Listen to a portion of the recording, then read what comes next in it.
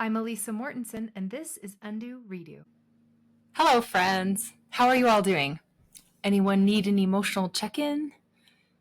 Here's what's happening for me right now. I am experiencing a long, slow, and enjoyable summer already. Having spent time in Kauai with all my kids at the end of April, first part of May, then going biking in southern Utah with my husband and hiking and running trails in beautiful Eden, where I have raised my kids. I hope you're finding enjoyment as well, because you kind of have to make it happen and look for it. And that brings me to this episode today. I love the books I've read, and one in particular has transformed a lot of how I see things. It is so powerful, so simple, I have to share it with you. You can decide whether you want to go read the whole thing or not. It's called The Gap and the Gain. It's by Dan Sullivan, and his co-author is Dr. Benjamin Hardy. The concept of this book is so useful because it takes you farther than just getting out of judgment of others and judgment of yourself. The authors call it an intellectual shortcut, a quick shortcut to relationships, shortcuts to success, and it's being in the gap or being in the gain.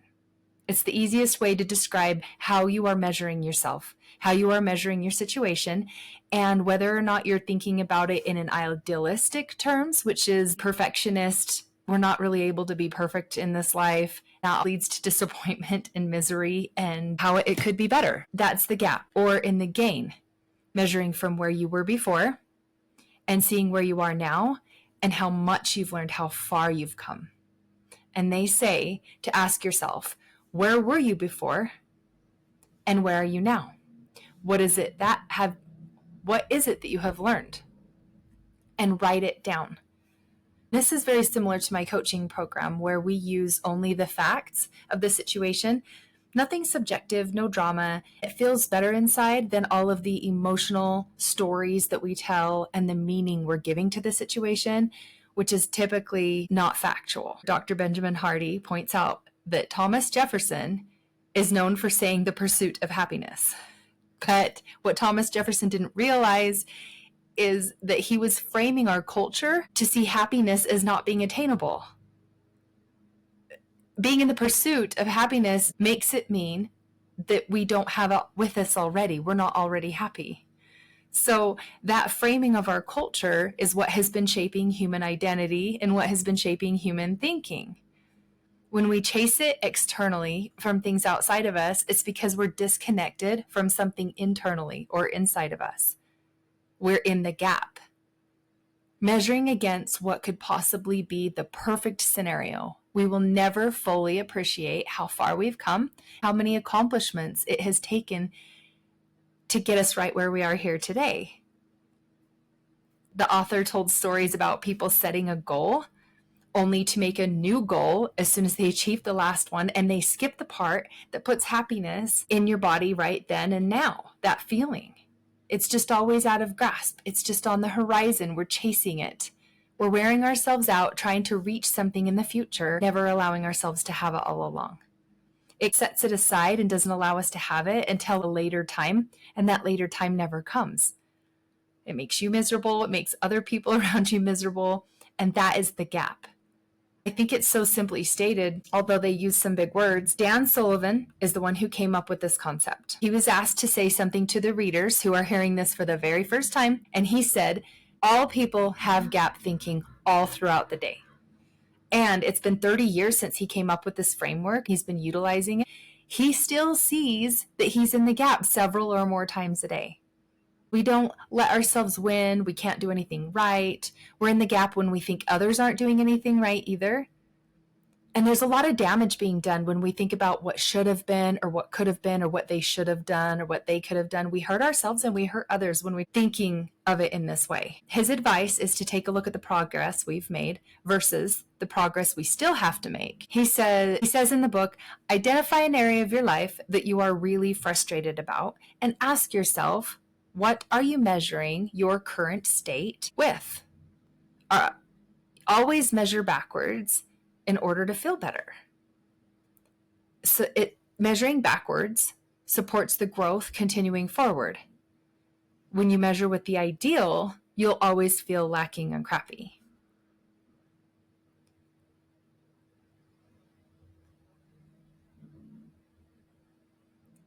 The advice is to take a look at the progress you've made versus always looking at the progress you still have to make. To identify an area of our life that we are really frustrated about, ask yourself, what are you measuring this with? Measure backwards, always. Measuring backwards supports the growth that you have had, even in this last little while, and allows you to feel like you can really possibly move forward. Measuring with the ideal or the perfect scenario, you'll always feel lacking and crappy because we're never perfect and we're never ideal. Remind yourself where you are and what you are doing and own your thinking and get right back on track. The gap will keep you stuck until you decide to convert whatever's hurting you into insight, lessons, wins, or growth. He says, get yourself out of the gap whenever you realize you're in it. And then he tells a story about a man with the last name of Jensen, a talented skater, started out every race with record-breaking speed, and then something always happened. He never won. The final event he was skating, the final event for him, the final event of his career was his weakest area. And he decided, instead of thinking about all the medals he could have won, he would think instead about how much he's gained as a person, how this journey improved his life, and how he has been skating in the Olympics, which is super exciting. He was tapping into gratitude, overcome with determination to skate this last time on behalf of all of his love for skating and how fortunate he was and how hard he worked, all the support he had, and his way of saying goodbye to the sport that he loved. Feeling joy and gratitude, he skated better than he ever had, and he broke the world record. He won the gold in this final event that wasn't his strong area. And all of this happens in our mind with free will. It's our use of agency to do something different and better with it. Now, it doesn't come naturally. Decades of research has been done proving that happiness is what you start with. It's not something you get to. Finding the gains instead of being in the gap, that's what he calls it. I just think it's such an easy way to frame it. Now, it broadens your thinking and it allows you to build new resources and increase your confidence even before you have the actual evidence of having the resources or confidence. Finding the gap, on the other hand, only allows you to see all the flaws, ends up with no growth or progress because you don't think it's possible. Negativity narrows your opinions and you feel closed in on. It doesn't allow for you to come up with or to try anything new. Seeing the gains gets you out of the gap. It gives you immediate happiness. It connects you to yourself. It owns your progress and it transforms everything. It gives you the power back over your own life. They urge the reader to make a new rule for their thinking. Measure yourself only backwards. Otherwise, you'll be drained. The part I found most interesting is when he said, consider that the ideal may not even be your ideal that you've chosen anyways. And I had to think about that and reread that a couple times because our minds have been programmed by what other people have wanted for us or what culture has told us or what our parents or our doctor or our teacher or our boss or someone we admire. Think about how many things the doctors told you that's not true.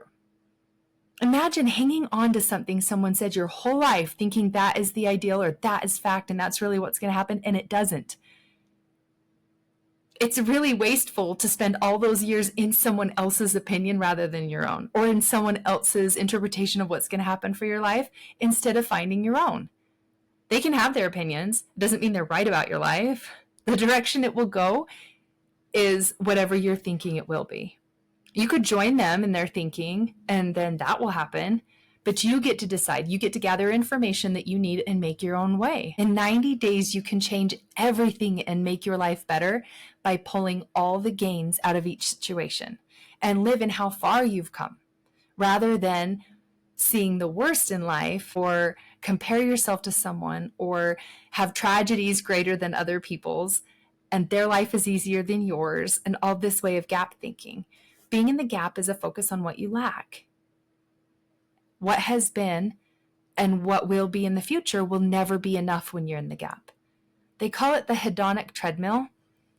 And it's when no matter what happens in your life, you sadly remain at your baseline, which is you're comfortable with complaint, you're comfortable with unhappiness, you're comfortable with shutting yourself in, and it leaves you continually seeking different experiences like food, possessions, entertainment, those things that feed the temporary happiness, because you're not truly connected to yourself and you're not making and forging a life on your own for yourself. On the other hand, being in the gain values every one of your experiences, the desired ones and the undesired ones. Every day it's about 50-50. Half the stuff we don't like, half the stuff we may like, some of it's just whatever.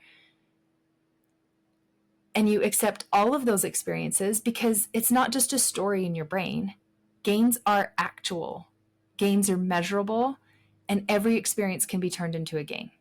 He talks about break your leg, turn it into a gain. Wreck your car, turn it into a gain. And I thought, okay, I mean, it's a skill to develop, right? You become bigger, you become more expanded, and so does your future, and so does your health. They spend some time in this book on explaining how everyone has experiences. We all live lives full of happenings every day. Many will have very little learning from it all. And I thought that was fascinating too, because of course we have experiences all day, every day, but really not a lot of us are learning from them. Learning is what makes us unstoppable. It measures us from the beginning, and it says, hey, look how far you've come. It allows you to become really skillful, even when you haven't achieved what you've wanted yet. To have happiness and looking forward to, and confidence that you're going to keep going until you get it.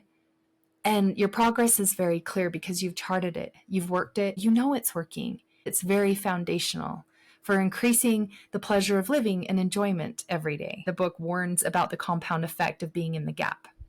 And this made so much sense to me because I feel better at 46 than I did at 40, and I know it's my mind. He says, the compound effect of being in the gap stresses you out.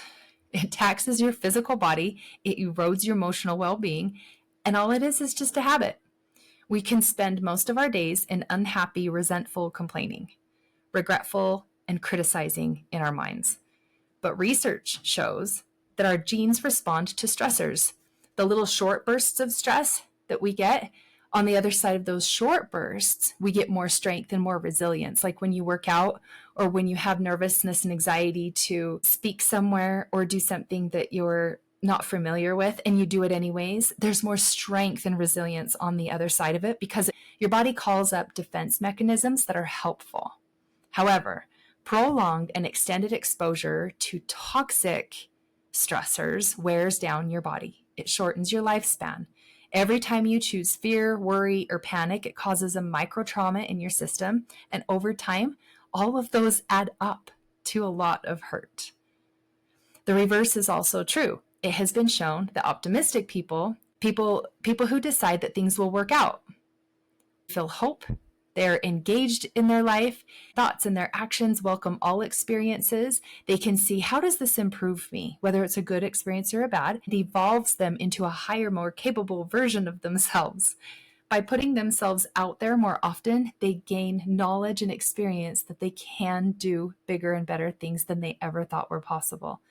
They can overcome so much. Those who decide to shut in, they're in the gap, shut down, fear, worry, avoid, and you stay in a state of the panic and tension, it causes you to break down. It weakens your ability and erodes you away. That's a massive difference. Makes so much sense. This next statement in the book is really great. The people who live longest do not base their happiness on how long they will live. They live long because they, moment to moment, frame everything as a win. Life is helping them along the way, and life is giving them more. I love that. They're not framing it as taking away or being too hard or seeing themselves getting worse and it's going to be horrible, and then they're more suppressed and feeling picked on, or like they're the exception and everyone else has it. They're not making more for themselves. It's a choice. They're choosing gap thinking. And we need to see this in ourselves so we can create a better forward so we can create better days ahead for ourselves. In chapter 3, they tell us about some tests that were done to show why it matters, whether we're in the gain or the gap. They took a group of people and they injected them with a virus, a doozy from what I understand. The ones who rated high on the survey for enthusiasm, optimism, and positivity, the ones that always point out what's going well, they look forward to their days, they have wins, and they look forward to their days ahead. They had little to no objective symptoms. And the ones who rated skeptical, critical, felt that it was important to point out all the problems with everything in themselves, in others, in processes that other people and companies had. They complain a lot, they blame things, they were very negative. Those people in the gap, they struggled with this virus in their body. They suffered big symptoms. They also had it in their system days longer. They said almost a week with some of them. The virus was in them working even longer. This next test that I'll tell you about was done with house cleaners. They measured and weighed them. They told half of them that the work that they do each day has many health benefits and it met the basic requirements for a healthy lifestyle. They gave them examples how. They made sure to tell them that they will have benefits and increases in their well-being and in their strength. After months went by, they brought all the cleaners back and they took their measurements again. And the group that received the helpful information experienced significant improvements, including reduced body pain, increased muscle mass, a healthier and improved mindset, weight loss, overall better health, and job enjoyment. And the other half had experienced worsened pain and more weight gain. I just think this is fascinating, and this book is such a great one. The last test was with a very large group where everyone was given a shake to drink, and their blood was drawn multiple times to track how hunger would show up in their body after they drank this shake. Half the shakes had a label that said it was a lighter, lower calorie shake. The other half was given a more dense, high calorie shake. Even though everyone drank the same shake, their blood draw showed that those who believed it was a filling shake had no sign of hunger in their system. The others who believed they had a lighter, less filling shake were very high in hunger, which shows how powerful our minds can be in creating what happens in our body. I thought it made so much sense how your mind can filter your experiences that would then shape our emotional and then our physical responses. It literally is affecting how our body metabolizes through. How you interpret events, movement, food, and all decisions that are happening all around you all day determine the impact of stress and illness in your body. In other words, the book says your perception shapes your biology. And he also says trauma is a framing of an event, because two people can experience the very same thing and the one will say trauma and the other does not.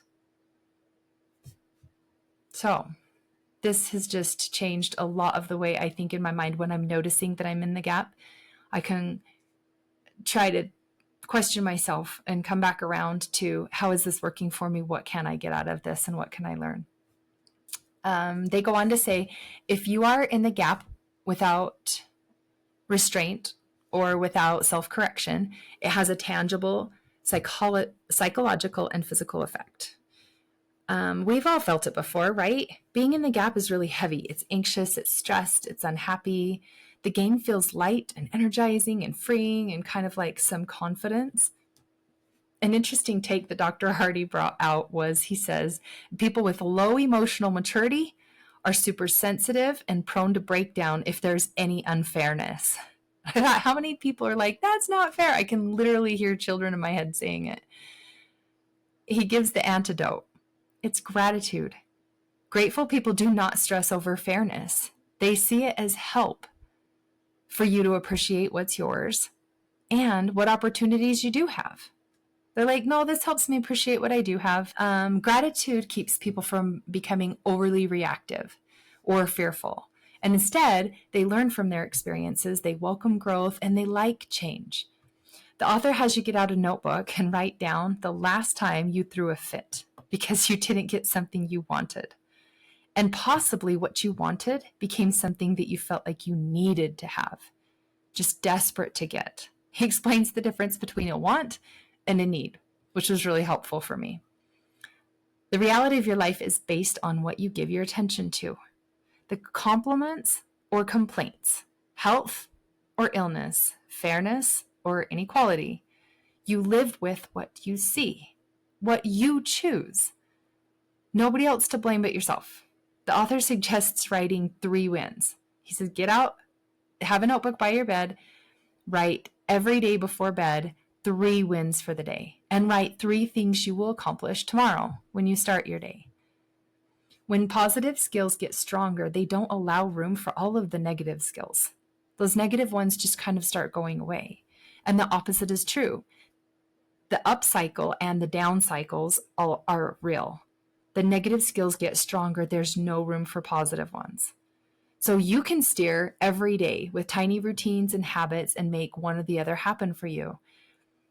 And another thing they say is never ever talk about what should have happened. It's a waste. He said the more that people have gotten to know him in his business, and he owns a lot of teams and a lot of people, he says everyone knows you can't be negative around him.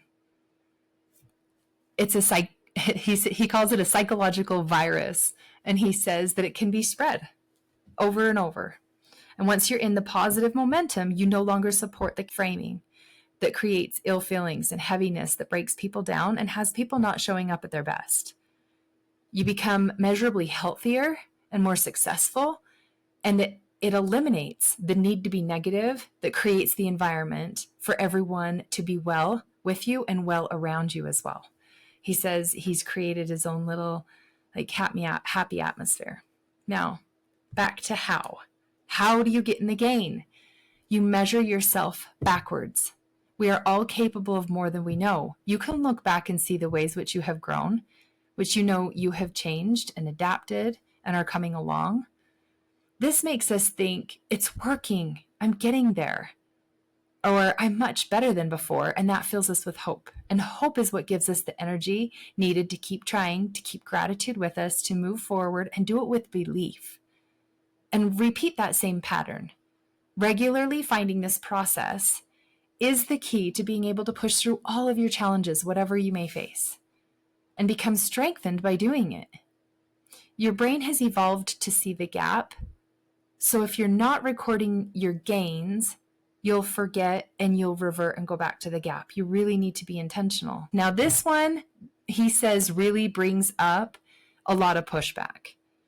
Our present thinking gives meaning to the past. That means the past doesn't mean anything,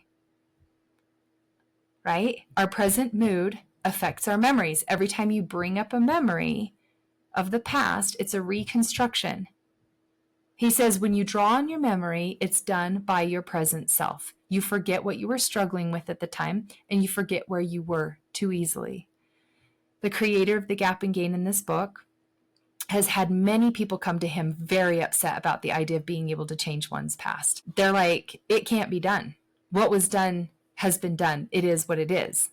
And he says not only can it be done, it is meant for us to do, to keep evolving to our higher and better version. So we better always be changing our past.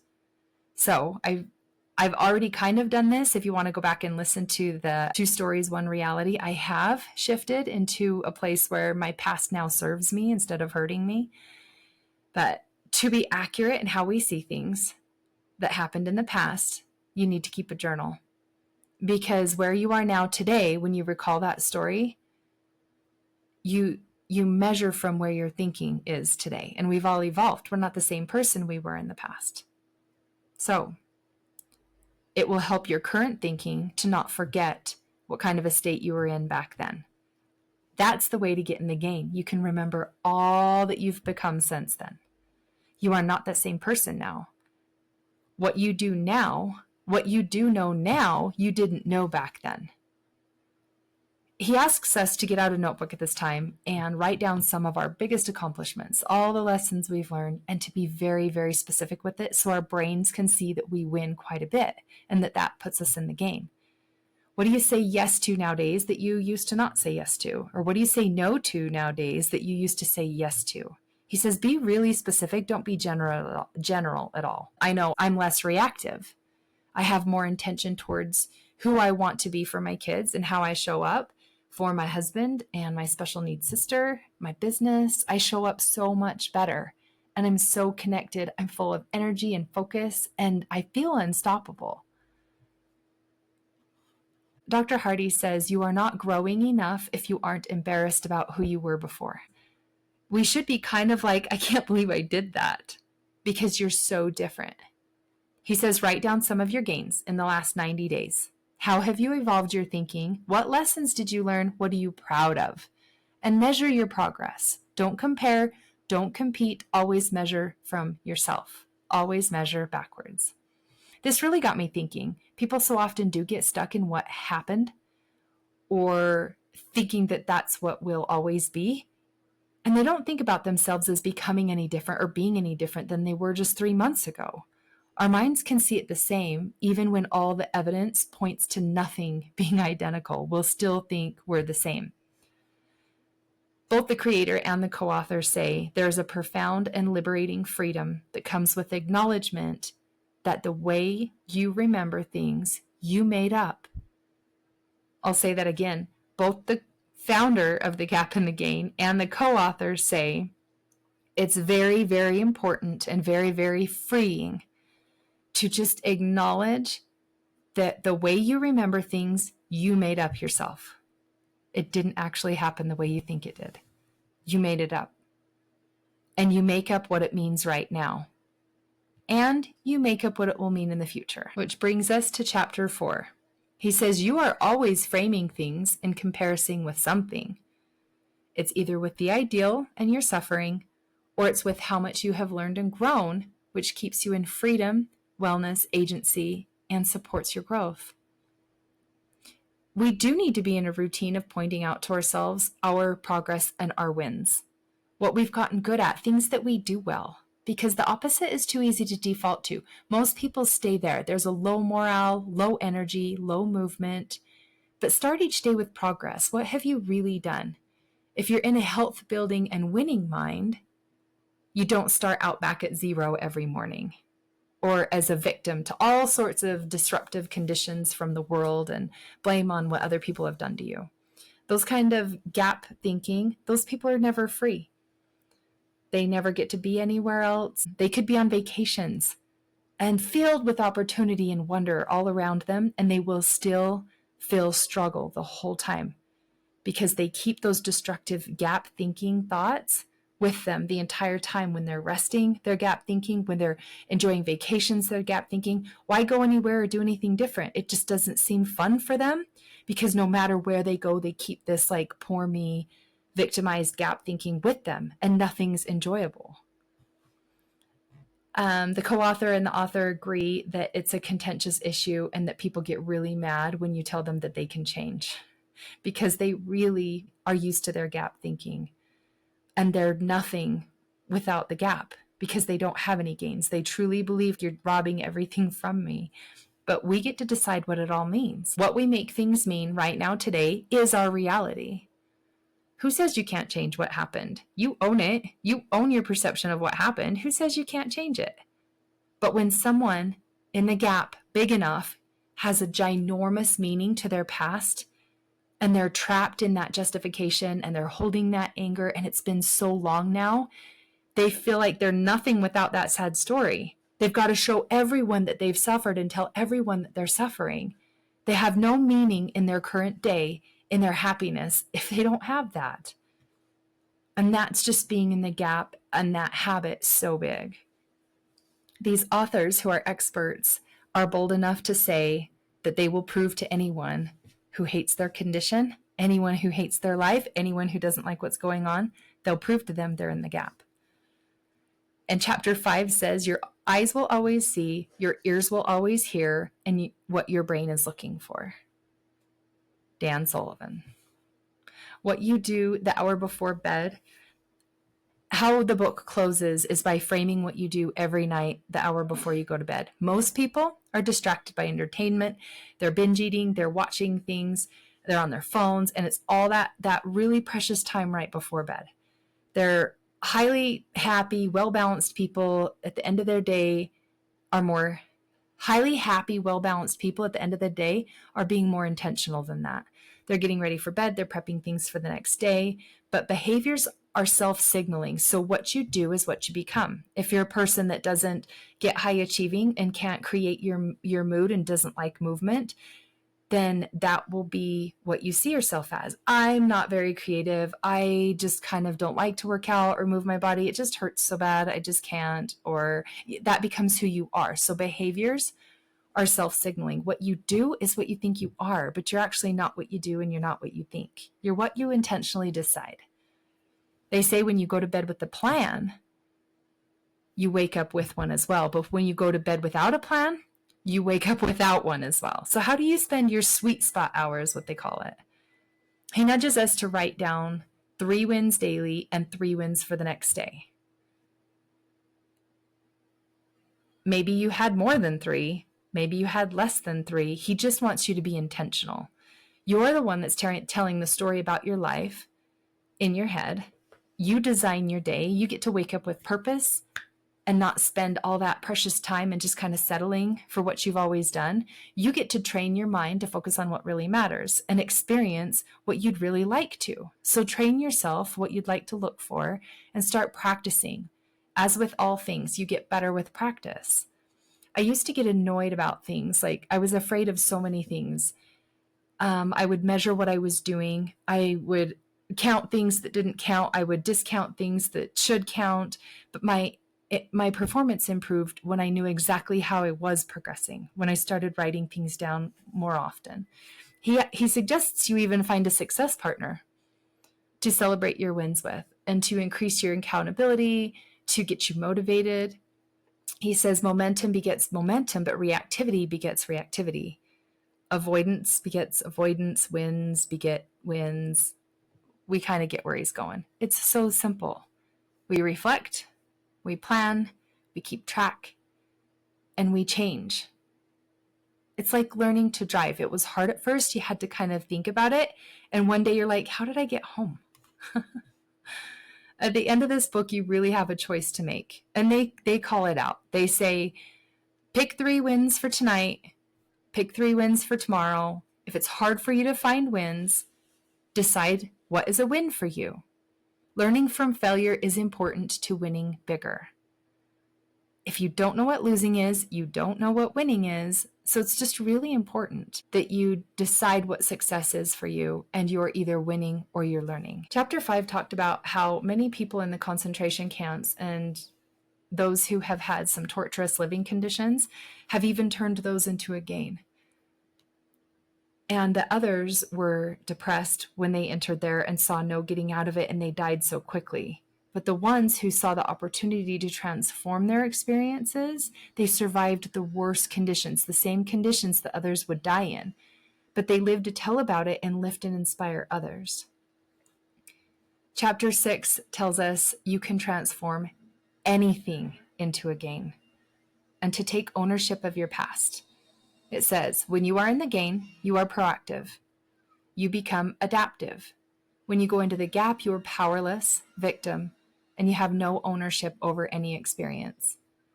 You're not finding ways to utilize them to improve your future. The gap takes away your agency as a person.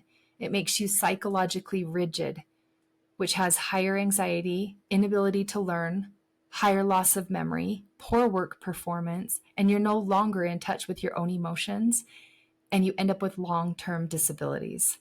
If you're really in the gap, these are the things that show up. So I just think it's so important that this is out there. But in the gain, you're psychologically flexible. You have more important things to work on than think about yourself all the time.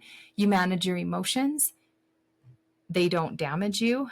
Even the terrible experiences become a springboard for growth. You decide your rules are yours, and you are the driver in your own life. Frustration turns into measurements forward. And even when setbacks occur in your life, you're not losing.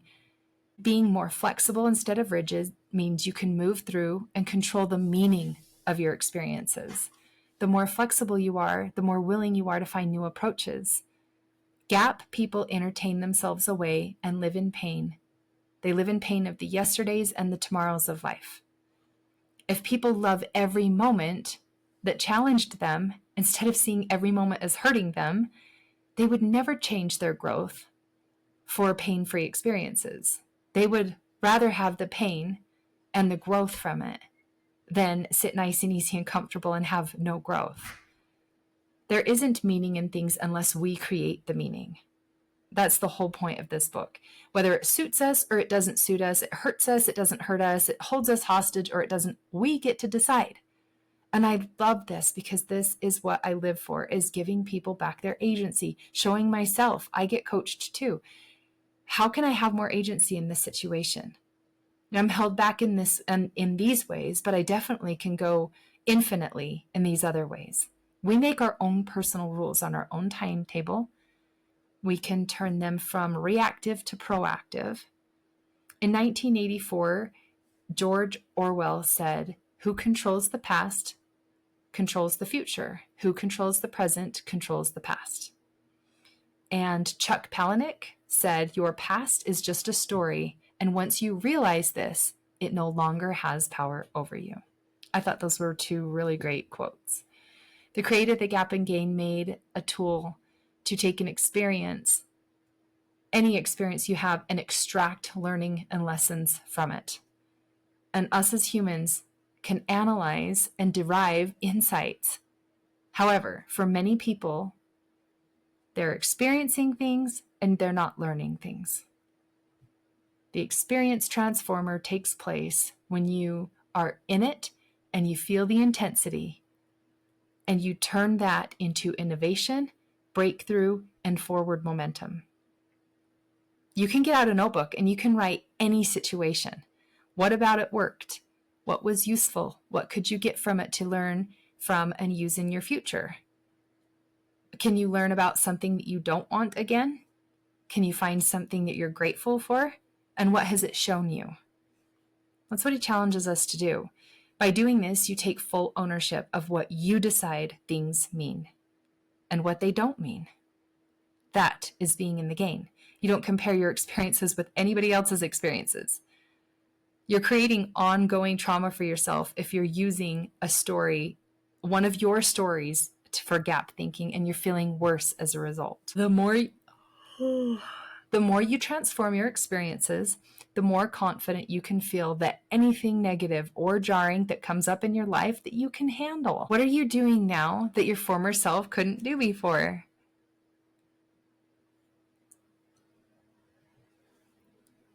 What are you creating right now that your former self could not have created? A disorganized and dysfunctional past is one that you just didn't take ownership of and that you haven't given proper meaning to. Making it humorous instead of tragic could be a way to get it into the game. Revising it to be a happy thing for you instead of a sad thing would. And how we approach it or avoid it depicts whether you can move on from it or not. People in the game can honestly say they are grateful for any experience that has happened to them. And there have been some pretty horrific things that people have experienced. Finding the benefits from tragedy and getting growth out of the challenge is very powerful. In order to have post-traumatic growth, you must be in the game. You have to actively frame tragedies to give you better and greater strength and power than you had before it happened. You have to be able to have the skill to get value and usefulness out of it. Growth and meaning and purpose for moving forward and creating a bigger, better life for yourself. When you don't take the time to do this, instead you'll be avoiding these times in the gap, and it will have a negative and destructive effect.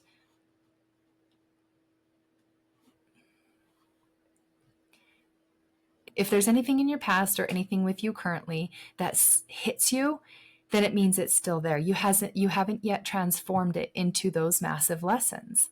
So when you're in the gap, you're passive with your tragedy and you're seeing yourself as a victim to it. It decreases your abilities and it holds you hostage. If you want to be anti-fragile, then you need to train yourself to become increasingly winning and increasingly learning and never losing. Never frame in your mind that you're losing. This is how it's done. Turning every experience you have into a gain helps you move forward in an informed and in a grateful way, and you see the bright side, and it feels like the bright side instead of seeing the heavy side and it feeling like the heavy side and having those compound emotional and psychological and physical effects of it. The situation that happened that you didn't like, you default to never thinking about it. The proactive way is, I will not be controlled by this. I will look for and get out of what I want to get out of it. I will have power over my own life. It doesn't have power over me. It's up to me whether I'm passive or not. You don't have to do something, but you can use your agency for yourself and save yourself. You are not responsible for everything that happens to you, but you can choose to be responsible for processing it and learning from it. And what happens after the event is up to you. You get to think it through, you get to make it a skill, or you get to fall to the effect of it. The gain uses agency to operate from your experiences instead of your experiences operating on you. I loved it when it said that. You can categorize them and use your agency or not. You can take what you're doing and measure backwards. You can think you're failing or you're moving forward. You get to choose. Every day we choose what will be. You're the driver in your life. I'm the driver in my life. It shows up the way we decide. The brain can go further into whatever you're rewarding it with. And it likes repetition. So reward it with being right about your opinions about the doom and gloom and illness, or reward it about being right about getting better, becoming healthier, being fitter, and transforming your past into something that you win from day to day, moving on forward. We're to the part in the book where they say, we are at an all-time high in the history of the world for things that people can be bothered by. All the bothers shared by all the bothered people, they aren't seeing the wins. They're complaining, they're comparing, they're criticizing, they're pulling others into their worst behavior. They're showing everyone else their worst behavior. The worst is put up against someone else's best over and over and over.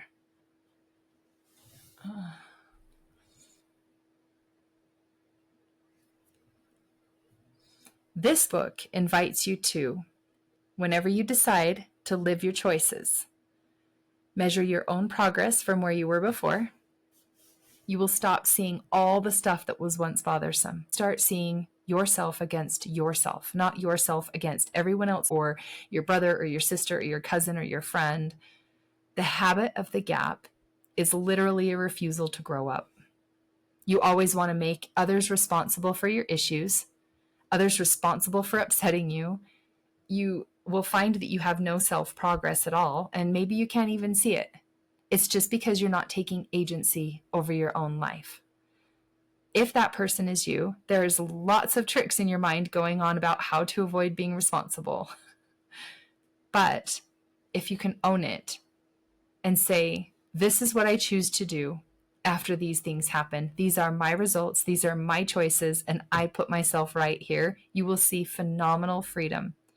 You will start to have growth in your life. None of the excuses you have for not taking care of yourself work nowadays. We're all free to choose, which is the scariest thing for us humans, actually, because we feel we must blame something if our life's being messed up. But if you still think you're not in control of your life, then you're still a victim to it. And the book calls you right now to own what you're doing. Ditch all your illogical reasons that came from fear. Quit hiding from reality and that story in your mind that convinces you to keep all of your pain. None of it's real. He says, what will you choose? Will you notice when you feel crappy when you're in the gap? Will you find a real lesson and something you can take with you that makes it better or easier next time? And he closes with, your use of agency is the answer to a full life of confidence and ease and learning. And in my opinion, and in the author's opinion, that is success. That's what I have for you today, friends. Go read The Gap and the Gain if you want to get all of the nuggets. I pulled a lot of it out, but see what comes up for you. Take notes and make it work for your own life. And if this resonated with you, share it with someone you thought of. Surely you had someone come to your mind and you had thought of someone along the way. Share this with them. That is how heaven reaches us, and that's how we are transformed into better versions of ourselves. All right, we'll see you next time. Bye.